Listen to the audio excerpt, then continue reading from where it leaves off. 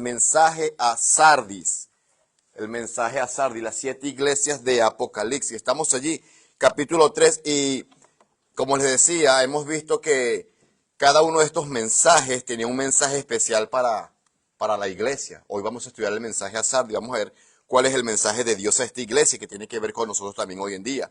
Y yo pensaba, imagina una ciudad en ruinas, ¿verdad? Una ciudad en ruinas. No sé si has estado en ciudades que están en ruinas. Estaba viendo algunas cosas en las redes sociales y he visto algunas ciudades en nuestro mundo, en nuestro planeta en ruinas. Una de estas es Cuba, sin menospreciar al pueblo cubano. Tengo gente que es muy especial allá en la isla, en Cuba. Y yo veía algunas fotos o videos de la isla, de los edificios, literalmente estaban y están cayéndose a pedazos. Pareciera que la arquitectura está literalmente cayéndose a pedazos. Y es para que tengan una idea. Imagina una ciudad en ruinas, pero que esta ciudad todavía tiene algunas cosas que pueden ser rescatadas.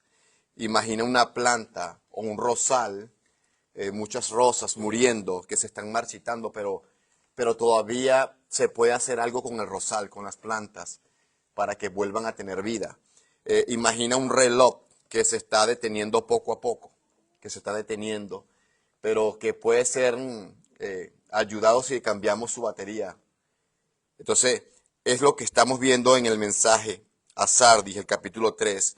Llegamos a la 5ª congregación, y esta congregación tiene un problema, tiene un gran problema, que al parecer ellos no saben que lo tienen. No sé si alguna vez has tenido un problema, pero no sabías que eso era un problema hasta que alguien te dijo que ese era un problema, en valga la redundancia. No sabemos, ¿verdad? No sé si te ha pasado esto. O imagina un predicador que llega a tu iglesia y dice que la iglesia está muerta.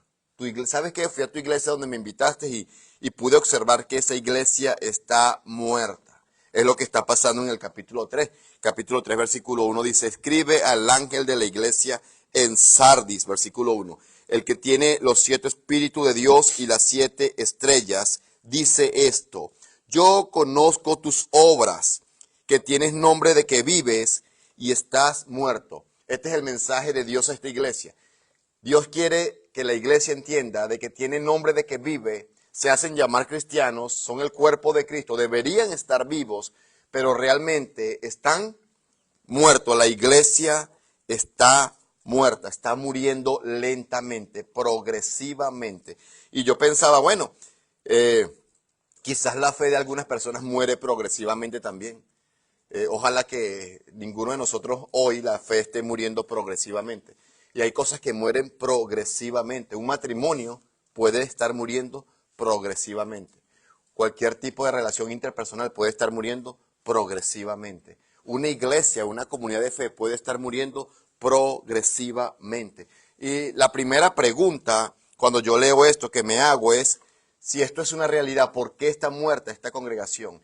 ¿Qué está diciendo Dios? Bueno, Dios dijo que Él conoce sus obras. Es decir, tú estás desnudo ante mí. No tienes nada que ocultar. Te conozco. Y sabes que cuando te vi, cuando te examiné, sé que te haces llamar cristiano. Sé que eres mi iglesia, el cuerpo de Cristo, la comunidad de fe. Pero tienes nombre de que vives. Sin embargo, estás muerto. Yo me preguntaba, bueno, es una gran realidad. La iglesia está muerta. Imagina, repito, que llega un predicador y dice, ¿sabes que tu iglesia está muerta? Tu matrimonio está muerto, tu relación con esta persona está muerta o está muriendo. Y la primera pregunta que deberíamos formularnos es esa, ¿por qué está muerta la congregación? ¿Por qué está muriendo la congregación? ¿Cuál es el mensaje? Ya sabemos el mensaje, la iglesia está muerta. Es interesante que Dios es muy enfático en el mensaje, la iglesia está muerta, tienes nombre de que vives, pero realmente estás muerto. Y yo me preguntaba, ¿por qué está muerta esta congregación? ¿Cuáles son las características o los elementos que han hecho o que vemos que esta iglesia está muerta? ¿Por qué está muerta esta congregación? ¿Por qué la fe muere? ¿Por qué la fe de una persona muere? ¿Por qué la fe de un cristiano se extingue? ¿Por qué el espíritu en una persona se apaga progresivamente? Esa es la pregunta. Eso es lo que Dios está diciéndole. Están muertos, pero Dios les va a hacer saber, mejor dicho, ¿Por qué la iglesia está muerta? ¿Cuáles son los elementos o los aspectos que Dios nos va a mostrar de por qué la iglesia está muerta? Cuando leemos el contexto, al parecer la iglesia está muerta porque han dejado de ser útiles a Dios. Ese es un principio. La iglesia ha dejado de ser útil a Dios. Y es una gran realidad. Cuando tú y yo, como creyentes, como cristianos, dejamos de servir a Dios, de ser útiles a Dios, aunque vengamos a la iglesia muchas veces, nuestro espíritu está muriendo progresivamente. Hay gente que tiene tantos años en la iglesia, pero realmente no ha servido a Dios. ¿Me siguen? Y cuando leemos la Biblia, los hombres y mujeres que se hicieron cristianos sirvieron a Dios de una u otra manera. Casi nadie en el libro, en este libro, en los hechos, en las cartas, casi nadie que se hizo cristiano quedó en el anonimato. Nadie dijo, bueno, yo voy a ser cristiano y de vez en cuando yo voy a ir a la congregación a tomar la comunión, cuando no tenga tiempo, cuando no tenga nada importante, yo voy a ir. Nadie dijo eso. Eso sucede en nuestro contexto, en nuestro diario vivir. Nadie hacía eso en el libro de los Hechos. Todo el mundo de una u otra manera está sirviendo a Dios. Y cuando digo servir a Dios no me refiero a que tienen un trabajo específico en la iglesia. Todos estaban sirviendo a Dios. Entonces, una de las evidencias que veo en esta carta o en este libro de por qué la iglesia está muerta es porque han dejado de ser útiles a Dios. Cuando algo en nuestra vida deja de ser útil, de suplir esa necesidad por lo cual fue creada, es porque está muerto. Un reloj, cuando deja de dar la hora, es porque su batería murió. Y a menos de que saquemos la batería y la reemplacemos por una nueva, el reloj no va a funcionar. Entonces Dios le está diciendo a la iglesia, ¿sabes por qué estás muerta, iglesia? ¿Sabes por qué tienes nombre de que vives y estás muerta? Bueno, número uno, porque has dejado de ser útil a Dios, a mí, a tu Padre, al reino de Dios. Y la pregunta es, ¿por qué han dejado de ser útiles a Dios? Bueno, porque no entendían la verdad que se les había dado. Eso lo dice el texto más adelante. El versículo 2 dice, sé vigilante y afirma las otras cosas que están para morir. Dios está diciendo, tienes nombre de que vives y estás muerto. Sin embargo, tengo una gran noticia para ti. Puedes evitar tu muerte, tu destrucción. Puedes evitar la muerte total. Estás muriendo progresivamente. Cada paso que das es rumbo a la destrucción, es rumbo a tu muerte espiritual. Sin embargo, tengo una gran noticia para ti, le dice Dios a la iglesia. Sé vigilante y afirma las otras cosas que están para morir. Dios está diciendo, no todo está perdido. Hay cosas que han muerto en tu vida. Y yo pensaba, ¿pero por qué? Bueno, creo que no entendían la verdad que Dios les había dado, les había revelado. ¿Por qué? Porque el texto versículo dice, sé vigilante y afirma las otras cosas que están para morir. ¿Por qué digo esto, hermanos? Si no entendemos la verdad del evangelio, no podemos vivir como Dios quiere. ¿Saben por qué la gente deja de tomar la comunión? Porque no ha entendido la verdad del evangelio. ¿Saben por qué la gente deserta de la iglesia? Porque no entendió la verdad del evangelio. ¿Saben por qué la gente vuelve al hábito que había dejado? Porque no ha entendido la verdad del evangelio. Por eso Pablo en todas sus cartas, Efesios, Colosenses, va a decir que vivamos dignamente del evangelio. Y no estamos hablando de vidas perfectas. Siempre digo eso en mis sermones. No estoy hablando, tienes que ser perfecto y ser pulcro. No, no estoy diciendo eso. Dios no está diciendo eso. Entonces, si no entendemos la verdad del evangelio, no podemos vivir como Él quiere, porque es la verdad la que nos hará libre. Conoceréis la verdad y la verdad nos hará libres del pecado, de todo lo que nos vuelve esclavos. Entonces Dios está diciendo, ¿sabes qué? Si no entiendes la verdad que te he dado, no puedes vivir como yo quiero que vivas. De eso prediqué la semana pasada, de eso se trata la serie de Efesios allá arriba. Cuando la iglesia no entiende el mensaje que Dios le ha dado, las pautas para vivir conforme a la verdad que han recibido, la iglesia comienza a morir progresivamente. Nadie muere de un día para otro. La iglesia antes de morir, una persona antes de morir, a menos que no sea de forma instantánea, un accidente, literalmente hablando, cuando alguien muere es porque enferma progresivamente. Y aun cuando alguien enferma, pero hay un antídoto para esa enfermedad, no va a morir. No va a morir. Dios le está diciendo, antes de que mueras totalmente, hay un antídoto. Y el antídoto es, versículo 2, sé vigilante. Despierta. Eso significa sé vigilante. Despierta. Presta atención lo que te voy a decir. Cada mensaje, recuerden, a estas iglesias tiene una aplicación para nosotros. Si tu fe está muriendo, presta atención a lo que Dios va a decir. Si has dejado de que las cosas de Dios sean importantes para ti, eso es sinónimo de que estás muriendo progresivamente, lentamente, pero estás rumbo a la muerte espiritual. Eso es lo que Dios está diciendo. Entonces, según el versículo 2 hay una solución. ¿Cuál es la solución? Ser diligente, dice Dios. Ser diligente. Dios, ¿cuál es la solución para evitar la muerte total? Tienes que ser diligente. ¿Qué es esto?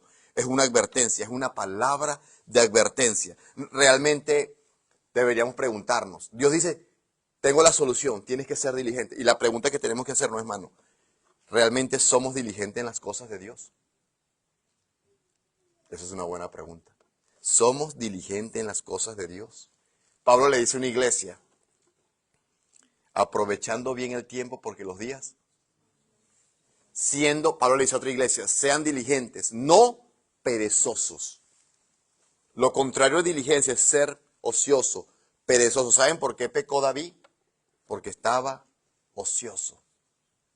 Dejó de reinar como debía reinar y se quedó en su casa cuando debía estar en la guerra. Entonces, ¿cuál es la solución? Ser diligente. ¿Realmente soy diligente yo en las cosas de Dios? Es decir, reconocemos las señales que Dios nos envía. Dios está enviando señales. Reconocemos las señales que Dios nos envía. Las cosas que tenemos, lo que tenemos, decía yo, los que tenemos hijos tenemos que involucrar a nuestros hijos en el servicio de Dios y en la iglesia. Yo le digo a mi hijo, cuando tenga cierta edad, vas a estar aquí conmigo, orando, dirigiendo la comunión. Tenemos que ser diligentes, hermano. Entonces, esta congregación, obviamente, vemos que recibió uno de los mensajes más duros en esta carta, en este libro, porque no estaban moldeando la vida de Dios en sus vidas. Es decir, no tienen conciencia de la verdad. Dios dice, ¿cómo va a ser posible que te entregue algo tan precioso, mi evangelio? Tuve que enviar a mi hijo a morir por ti y no has apreciado eso. Sé vigilante, sé diligente y afirma las otras cosas que están para morir. ¿Por qué? Porque no he hallado tus obras perfectas delante de Dios. Por eso el versículo 3 dice, acuérdate pues de lo que has recibido y, vieron, está hablando del mensaje de Dios. El mensaje que recibiste y oíste, lo has descuidado. ¿Crees que es como cualquier otro mensaje que has recibido en este mundo? Y a veces pensamos que el mensaje de Dios, el mensaje del Evangelio, es como cualquier otro mensaje. No lo valoramos. Y repito, no estamos hablando de vidas cristianas perfectas. Somos hombres con virtudes y defectos.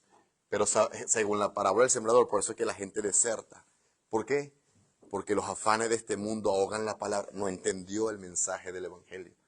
Otros, según la parábola del sembrador, desertan o se mueren porque no tenían raíz. No tenían raíz, profundidad. Nunca profundizaron en la palabra de Dios, en el mensaje de Dios, en su relación con Dios. Y no tenían raíz. Y salió el sol y la quemó. El sol representa en la parábola la prueba. Cuando venga la prueba a nuestros hijos, a nuestra familia, si no tenemos raíz, van a desertar del reino de Dios. Eso es lo que vemos por lo general. ¿Me siguen? Entonces, recuerda lo que has recibido y oído. Es decir, la verdad de Dios, el Evangelio, la palabra de verdad, dice Pablo. Si le preguntáramos a los cristianos, yo pensaba, si le preguntamos a la iglesia, a los cristianos, ¿cómo será el regreso del Señor? Siempre respondemos, bueno, será como ladrón en la noche. Pero cuando leemos Lucas, el Evangelio de Lucas dice que hay gente preparada en Lucas. La gente está preparada, esperando ser vigilante. Cuando estudiamos la parábola de las 10 vírgenes, hay vírgenes que saben cuándo llega el esposo. No saben la hora exacta, pero saben que el esposo viene. Ese es el principio. Las vírgenes no saben la hora exacta cuando va a llegar el esposo, pero el contexto dice que ellas saben que el esposo viene. Ese es el contexto. Entonces, a veces sacamos el contexto y decimos, ¿cuándo viene el Señor? Bueno, como ladrón en la noche, pero para mí no viene como ladrón en la noche. Yo sé que va a venir. No sé la hora ni el día. La Biblia dice que el Señor vendrá como ladrón en la noche para aquellos que no conocen la verdad de Dios. Entonces, si esta iglesia estaba descuidando la verdad de Dios, por eso el texto dice, si no haces lo que te digo, versículo 4, no lo guardas lo que oíste y te arrepientes, pues si no velas, vendré sobre ti como ladrón y no sabrás a qué hora vendré sobre ti. Es decir, cuando no conocemos la verdad del evangelio, aún siendo cristianos, cuando no hemos entendido esta verdad y aún siendo cristianos, vivimos sin saber que el Señor va a venir. Por eso estamos como a la deriva. Hoy voy, mañana no voy. Créanme que si nosotros estuviéramos convencidos de cuándo el Señor va a venir, no la hora, no me refiero a la hora, de estar convencidos, el Señor viene pronto, no faltáramos, no dejáramos de reunirnos. ¿Ustedes creen que si yo estoy seguro que el Señor va a venir, me voy a ir al mundo a emborracharme? ¿Me voy a ir al mundo a un lugar donde Dios no quiere que esté y si llega en ese momento? ¿O si pierdo la vida en ese proceso? ¿Saben por qué hacemos eso? Porque no hemos entendido la verdad del evangelio. Vuelvo y repito, no estoy hablando de vidas perfectas. Estoy hablando de un hombre, de una mujer que dice, mi Señor va a venir. Hay una parábola donde el siervo dice, mi Señor tarda en venir. ¿Y saben qué hace el siervo una vez que dice que su Señor tarda en venir? Comienza a golpear a los consiervos y a beber y a emborracharse. Hasta que llegó el amo de aquel siervo y le dijo, siervo malo y negligente, sabías que venía y no te preparaste, y lo puso con los hipócritas. Lo que Dios está diciendo a la iglesia de Sardis es, perdiste el enfoque de mi venida. Por eso estás viviendo como estás viviendo. Y cuando perdemos el enfoque de que el Señor va a venir por segunda vez, podría ser hoy, mañana, no sé cuándo. Cuando la iglesia pierde ese enfoque, la iglesia comienza a morir progresivamente. Eso es lo que dice la Biblia. Entonces, versículo 3, tienen que repetirse. Y como ilustración a este punto de que la venida del Señor no debería tomarnos por sorpresa, ¿recuerdan los días de Noé? Dios dice, los días de Noé la gente se casaba y se daban en casamiento. La gente dice, Noé no sabía cuándo venía el diluvio. Yo no sé de dónde sacan eso. Noé sí sabía cuándo venía el diluvio. Los que no sabían cuándo venía el diluvio era el mundo.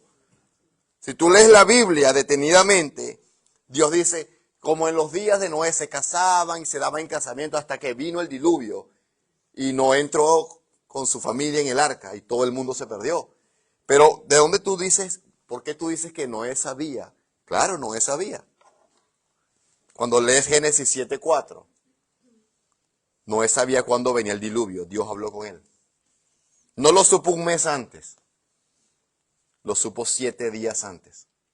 Léelo, Génesis 7:4, subráyalo. En Génesis 7 Dios le dice a Noé, dentro de 7 días viene el diluvio. Tienen 7 días. A ti te lo digo. Entonces a Noé no lo agarró por sorpresa el diluvio, ese es el punto. A Noé, ya va, esto está aquí. El diluvio tomó por sorpresa al mundo, pero no a Noé.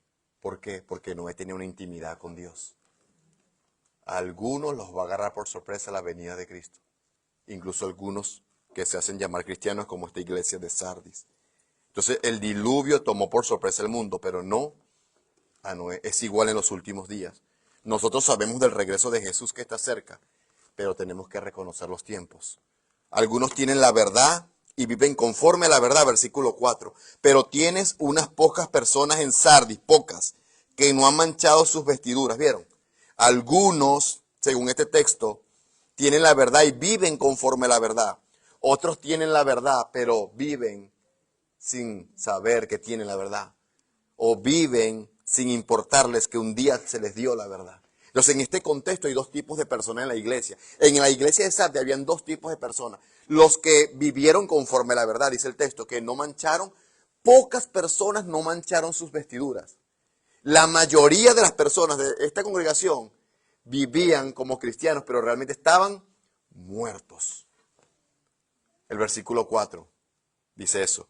Tienes unas pocas personas en Sardis que no han manchado sus vestiduras y andarán conmigo en vestiduras blancas porque son dignas.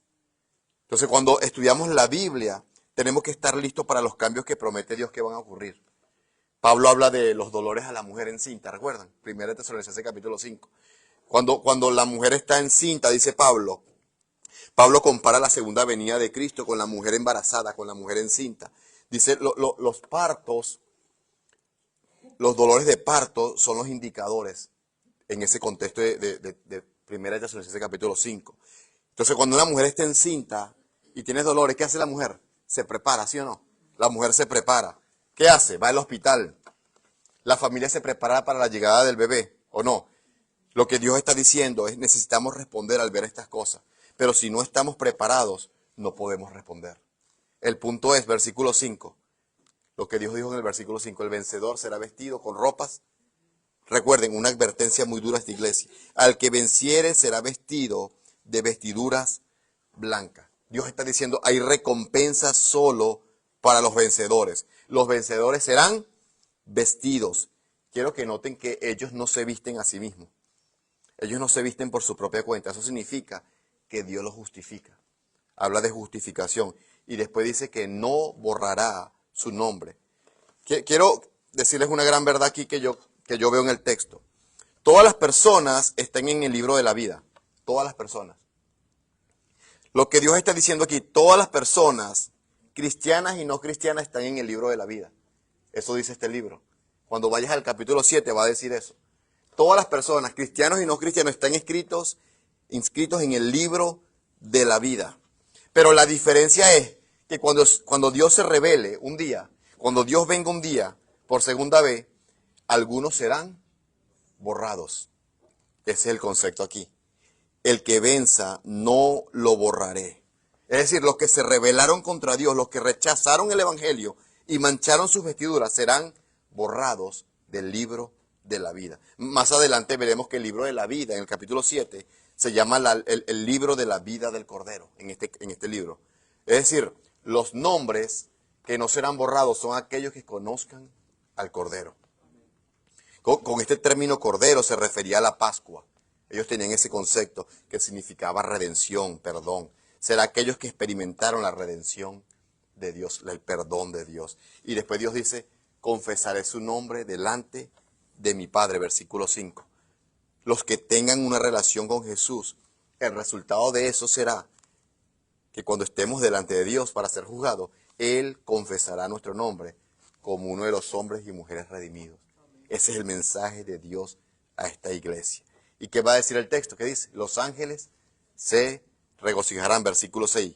5 y 6, el que venciere será vestido de vestiduras blancas, y no borraré su nombre del libro de la vida, y confesaré su nombre delante de mi Padre y delante de sus ángeles. El que tiene oídos, oiga los que el Espíritu dice a las iglesias. Dios está diciendo, la iglesia, puedes despertar. Hay esperanza para ti.